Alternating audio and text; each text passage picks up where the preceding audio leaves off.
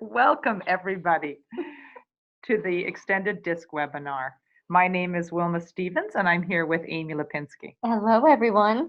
Today, we will be hosting this 15-minute webinar. We just like to let you know that it is recorded so that you will be able to listen to it again or share it with your friends. We will not be taking any live questions today, but we encourage, if you have a question, please just click the Q&A button and you can send that in to us and we will respond. So Amy and I have done a lot of reading on Gen Z, and we both agreed that this is a fascinating cohort. Gen Z, to say the least, is interesting. I actually have 4 offspring, and 2 of them are Gen Z. And I was telling Amy, I called my daughter Sally and said, "Hey Sally, did you know that your cohort is Gen Z? What do you think?" And she quickly responded, "Gen Z? You mean Gen Lit?" And I thought, okay, Gen Lit. That must mean a very positive affirmation of Gen Z. And I think it sounds very trendy and hip, which are probably both two very outdated words to use with Gen Lit. But they're called other things, right? Yes. So in doing our research, one of the things we found is that there's really no widespread agreement on the years for any of our generations. And they're all a bit arbitrary. And so in this graphic, we see Gen Z as being kind of labeled as 1995 to 2005. In some of my research, I saw it going all the way to today's date of 2019. I think you said you saw some starting in 1996 as well. So it's a bit arbitrary in the dates. But what we do know is that the older of our Generation Zs are really finishing college by 2020 and entering into the workforce. So many of them are already in the workforce and the rest of them are coming. Be prepared, they're coming soon. The other thing about Gen Zs, I've heard other names for them, like I've heard them called iGen, Centennials, Post-Millennials, the I generation, Homeland generation. So they have a few additional handles. And Gen Lit. Let's not forget Gen Lit. Not forget Gen Lit, for sure. So we're going to be looking at how Extended Disc can help us prepare for this new generation that's in our workforce and entering into the workforce. So let's take a closer look at what Gen Z is all about. So one of the things about Gen Z is they've never known the world without mobile phones. They are the digitalites. When we look at that, most of them, or a large number of them, would have received their first smartphone around the age 10 and a half, and definitely before their 12th birthday. Which makes me think I'm going to have to buy a phone for my son in about 6 months. Yeah, absolutely. If I want to keep up with averages. You want to make sure he is in Gen Lit. Right. So their communication is primarily through social media and text. And one of the things that was really interesting, they spend the same amount of time on their phone as older generations spend watching TV. They watch TV on their phones, right? They do everything on their phones. Yeah. What I find fascinating is that this generation has never known our country to not be at war. And so because of that, it's also, they grew up during a recession because a lot of the time they were growing up was during that recession time. So they didn't have that world of plenty. They've known some hard times and seen their parents go through some hard times. Yeah, a lot of their parents would have experienced that. As a result, we see that they are more fiscally conservative. A lot of Gen Z have a side gig. You know, maybe they take a hobby and they start to try to figure out, how can I make money on that? Maybe it's on Etsy. You know, they understand e-commerce, right? And the other thing is, one of the other things that they are looking at, we always talk about work-life balance, but our Gen Z are really talking about work life blend, which I had a fascinating conversation with my husband to try to differentiate between the two. One of the greatest things, though, through all of this is Amy and I both have become armed with an expression that our Gen Zs use. And we heard about it in an article from the New York Times that their eye roll is synonymous with a word saying, okay, boomer. And and it doesn't necessarily refer just to our boomer generation. It refers to anybody who's not open to new ideas, not open to a different way of thinking. And so Wilma and I have been having fun joking with one another. Instead of rolling eyes, we just say, okay, boomer, to each other. Okay, boomer. So you can say it to anybody, really, Amy, Yes. right? If they're not up for embracing new ways, taking change, or things like that, correct? And when you think about their entrepreneurial spirit, they actually have started coining this phrase and putting it on socks and coffee mugs and sweatshirts and t-shirts to be selling and making money off of it. There's their okay boomer side gig. Yeah. Well, if you are an organization that are about to hire Gen Z, one of the things that companies will want to demonstrate to Gen Z is a healthy embrace for new technology, because that's really their thing. So how can Extended Disc help us prepare for this new generation coming into the workforce?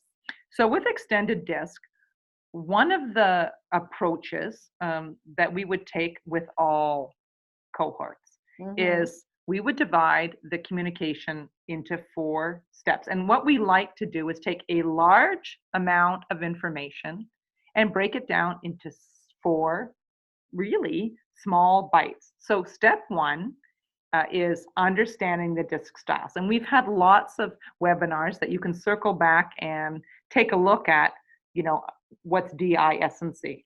And we do that to help us understand how people are similar and different. And then we move into step 2, which helps us to understand ourselves better.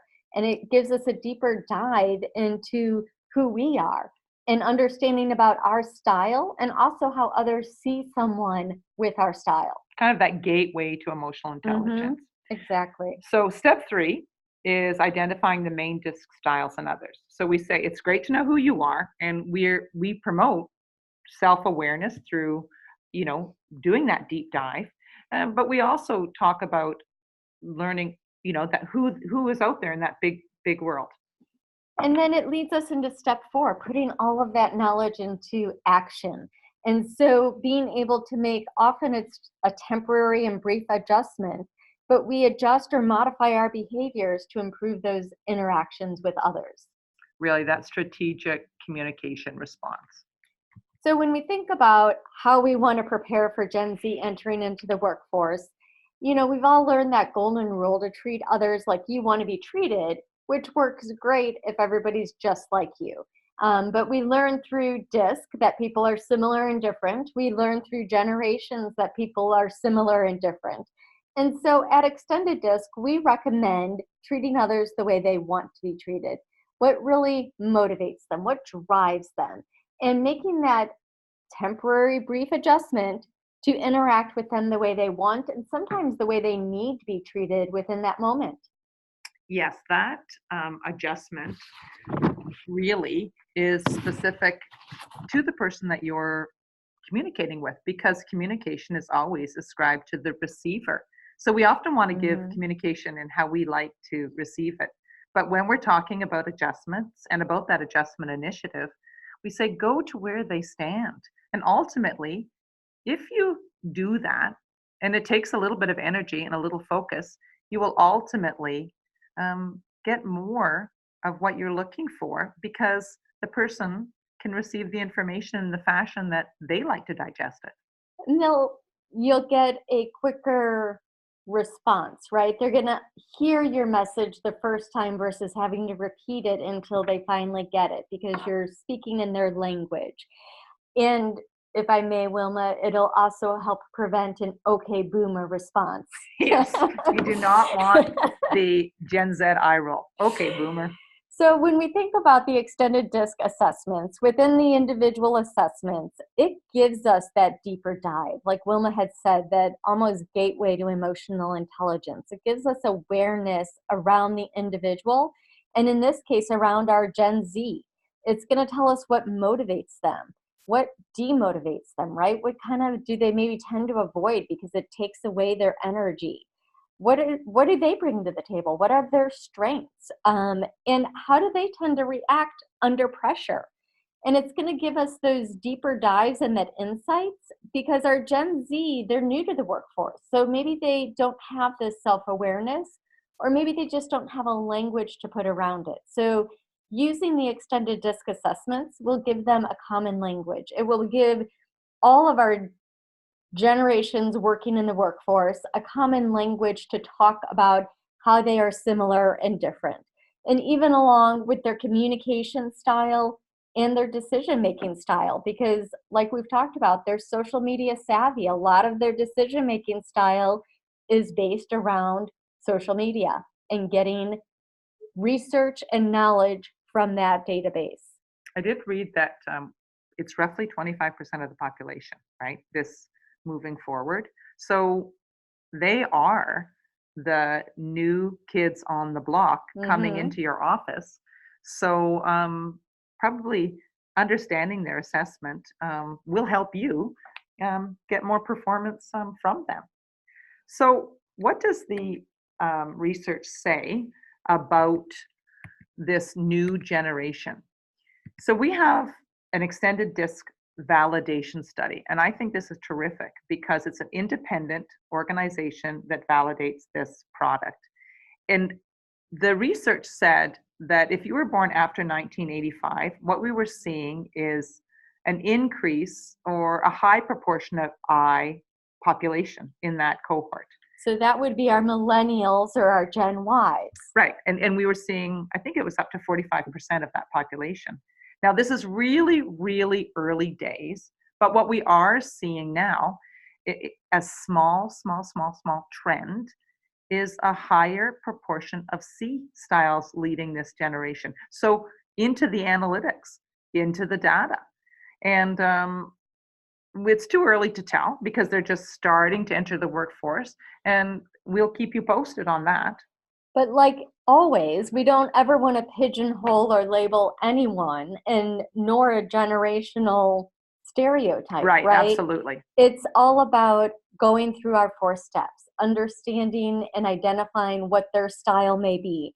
Because when I look at the data, I'm always fascinated that we don't all just evenly split up into 4 quadrants, right? We're diverse, unique human beings. Yes, that's the nice part of it. So what's the bottom line?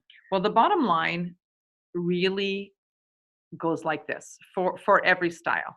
You need to accept who you are. Own your own behavior, own your own choices. No excuses, no blame game. And then the next step, of course, is accepting others, for who they are. I don't know if you have had any experience in trying to change somebody's behavior, had no interest in changing it. I know I have taken it on as a religious zealot and have never, ever had success. And the reason for that, of course, is that you can't change other people's behavior. The only thing that you can change and own in control is you. And I think the bottom line is Gen Z are here and they're coming to your workplace soon. And I think that we have a great opportunity to learn and embrace this new group. Be open to their ideas and suggestions and the changes that they come with. They have some great ideas. And if you hear an okay boomer, you might want to rethink your approach. It's a key word, right? So thank you for joining us today. Please be sure to come back next Wednesday, November 6th. We will be talking for 1 hour about how DISC can help benefit in the healthcare sector. So be sure to visit us at extendeddisc.org. Click on the right-hand corner and you can register for that webinar. And even if you are unable to attend, be sure to register so that you will be sent out the recorded link at the end of the webinar. So thank you, everybody, and have a good week. Thank you very much, and good luck with your Gen Z.